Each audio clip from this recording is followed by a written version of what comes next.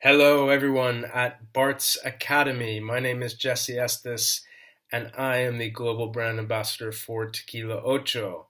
I'm very excited to be having this session with you today. This is my first video pre-recorded session, so hopefully it goes well for all of us. I thought it would be interesting to tell you the story of Tequila Ocho and how it came about to be uh, a brand, a tequila brand, now quite a global tequila brand, but from very humble beginnings. And so I thought I would start by telling you the story of Ocho and then going into some of the kind of production process and what makes this really unique as a product as well. So the story starts, I think I'll start the story in the 1960s. This is my father on this side here, Tomas Estes. My father started his career in the 1960s as a high school English teacher and wrestling coach in his native East Los Angeles. However, from a very early age, kind of as a teenager, he had gotten bitten by the tequila bug, so to speak, in Mexico. He just fell in love with Mexico, with the people, the culture, and of course the drinks, tequila and mezcal. Being a school teacher, he would get long breaks in the summer, about 3 months usually. And back in those days, he had a VW van. Of course, this was the 1960s in Southern California. So he had a kind of a hippie van. And one summer, with my older brother and my father's first wife, drove all the way from Los Angeles, almost made it to Panama City, which back then there was one road you could take all the way down and back called the Pan American Highway. So I think he made it as far as San Jose, Costa Rica, but still made it through all of Mexico and back. So as he was driving and kind of daydreaming, he also had the dream to move to Europe and specifically, of all places, to Holland, actually, to Amsterdam. So he was thinking during this long drive, this road trip, how can I move to Holland, to Amsterdam? What can I do for a living or as a profession? And it occurred to him that there was this kind of potential hole in the market in Holland of opening a Mexican bar, tequila bar, Mexican restaurant, Mexican cantina. And so driving down this long road through Mexico, it occurred to him that this was what he wanted to do, to open a Mexican bar restaurant in Holland. So in 1976, he finally had saved up enough money to make this dream a reality, moved to Amsterdam and opened up Cafe Pacifico on the Warmoestraat. Luckily for us, for our family, it was a big success. It became a musical artist hangout for actors and celebrities of different kinds. And following that success, he decided to take that concept of Mexican cantinas to Paris, to London first in 1982, then to Paris in 84, I think on to Milan in 86, and maybe Cologne in 88. And in total, about 18 different venues in the last 43 years, all of them tequila bars, mostly in Europe and one in Australia, so 6 different countries. And his goal became, really, he wanted people to have fun first and foremost in his venues. But as an added kind of objective or goal, he wanted people to really start to appreciate and understand what they were drinking in their margarita, in their shot glass, however they were consuming their tequila and mezcal. So he started really educating the team first. He would take the bar managers and head bartenders, head chefs, GMs once a year to Mexico to really give them the direct firsthand experience of Mexico and tequila and mezcal and the food and the people and the culture. so that they could take that knowledge and, probably more important, that passion back with them to their respective venues and really imbue their teams and, of course, their guests, share that passion with their guests. And so he was very happy about that, those activities, but he wanted to take things a step further. So how did he do that? Mainly through the written word. So he became a journalist, writing for magazines and newspapers, expounding on the great benefits of drinking good quality, well-produced agave spirits. Eventually, people in Mexico were noticing all these things he was doing for the category of tequila, and specifically the National Tequila Industry Chamber, the CNIT, became aware of these various activities and decided to give him a recognition or an honorary title of the official tequila ambassador to the European Union, a title of which he's very, very proud. At some point along his work with the tequila category, he got to know a man very well by the name of Carlos Camarena, this gentleman you see here. I think it's on the left side of your screen. Carlos is a fifth-generation master distiller, so his great-great-grandfather was credited with bringing some of the first blue agave from the Tequila Valley, where the plant is native, to that region, to Los Altos de Jalisco, where Ocho and Tapatio, our sister brand, and El Tesoro de Don Felipe, our other sister brand, are all currently produced in the highlands. So some of the fields that Carlos's family owns, he's got 8 brothers and sisters involved in the family business. They own all of their own fields, and some of those fields have been in the family since the 1880s, so more than 130 years in some cases.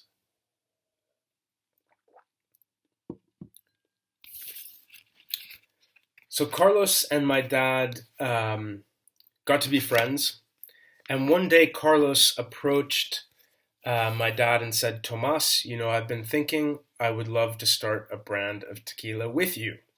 Now, my dad, being a bar owner, restaurateur, journalist to a certain extent, did not know the first thing really about starting his own brand of tequila. But he didn't think twice, because Carlos in the tequila community is an extremely well-respected master distiller. So to have this offer come from him, he didn't think twice. He just said, "Yes, Carlos, absolutely, let's do it." And my dad didn't approach creating this brand as a commercial exercise. He really wanted to create something that he would love to drink and that he would love to serve to his guests in his bars, and more importantly, to be proud of that product, to serve it. So the first thing he said to Carlos, and the thing that is our guiding principle for the brand through everything that we do, through the whole production process, he said to Carlos, "What I want to do is create a tequila with the most agave flavor possible." So everything we do with Ocho always comes back to this principle. The second thing my dad asked Carlos is, could they create the first single field tequila? So what do I mean by single field tequila? I mean that each batch that Ocho produces will come from a different single field. So the agaves harvested, for example, Puerta El Aire, which was a 2016 harvest, for that particular batch, all of the agaves used will come from that specific field. So it's very much taking on this concept of terroir, borrowed from wine. So think of like single vineyard wines. This is single vineyard, so to speak, tequila. So what ended up happening is that as they created more and more single field tequilas, they started noticing that these were very much recognizable each batch as being part of the same family, having the same DNA. So kind of like siblings in a family. They all had the same recognizable DNA, but also had their kind of individual differences. And those differences are due to the difference in terroir, the difference in soil composition, in microclimate, in elevation, in subsoil and drainage and orientation towards the sun, all these things that we're very familiar with in the wine world and with grapes were now applied to tequila. So it's a very unique concept. I recommend if you are able to get in touch with Bart's bottles, they do save a few of what I call back vintages, so previous bottlings, previous batches of Ocho, previous fields. I would get in touch with them. Alternatively, you can simply buy a little bit of extra stock of the current field of Ocho. So right now in Holland might be, as I record this, I think it might be El Bajío field, whereas soon you will have coming to the Netherlands, La Coruña, and various different fields. So hold on to the existing field, the existing batch, and then wait for the next one and try and do a comparative tasting, or 2 or 3 different fields if you can, and notice those differences and similarities both on the nose and the palate. It's quite an interesting exercise. If you go to our website, which is www.tequilaocho.com, you can see the same map, and you can actually click on every field, and it'll show you the elevation, the microclimate, any kind of relevant information about terroir on that specific field.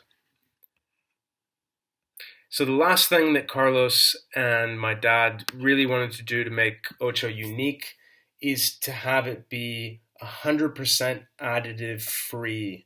So every bottle of Ocho you'll ever find has 3 ingredients in it.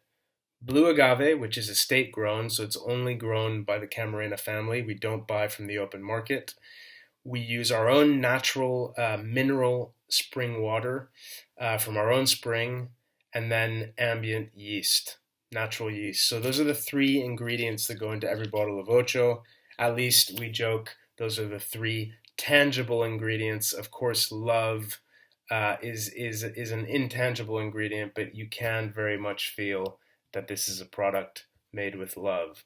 So in terms of production, Ocho is produced the same way every batch. So the production process stays as let's say a constant variable, and the terroir from batch to batch really changes.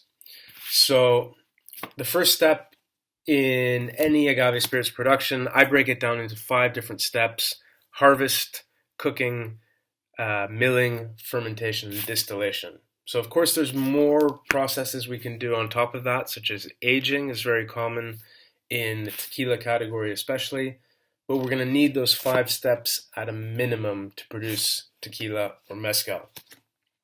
So again, we've got our nice little visual guides here in this booklet. The first step we mentioned is harvest. So even though we do single field harvest, we don't necessarily harvest the whole field at once. Why? Because not every agave is super, super ripe. And for Ocho, we don't want underripe agaves. We don't even really want normally ripe agaves. We want super ripe agaves. That gives us 2 things. That hypermaturity creates a higher sugar content, and it also creates a higher acidity level. And kind of like with a wine, what we look for with Ocho is this big hit of sweetness, but balanced out by acidity to create within those 2. So high levels of sugar, high levels of acidity, hopefully creating body and structure and room for lots of complexity and nuance. So that's the first step, is harvest. The second step I mentioned is cooking. So we cook in traditional stone brick ovens. We cook at low temperature, and we cook for quite a long period of time. So in total, the agaves are spending 72 hours in the oven. Step number 3, what did I mention before? Milling. So we use roller mill, what we call a molino, And that essentially is going to crush the cooked agave, squeeze the juice out, and separate the juice from the fibers. So this is the juice during fermentation, and the fibers get separated out, and we essentially have a compost program for all of the byproducts of the distillery.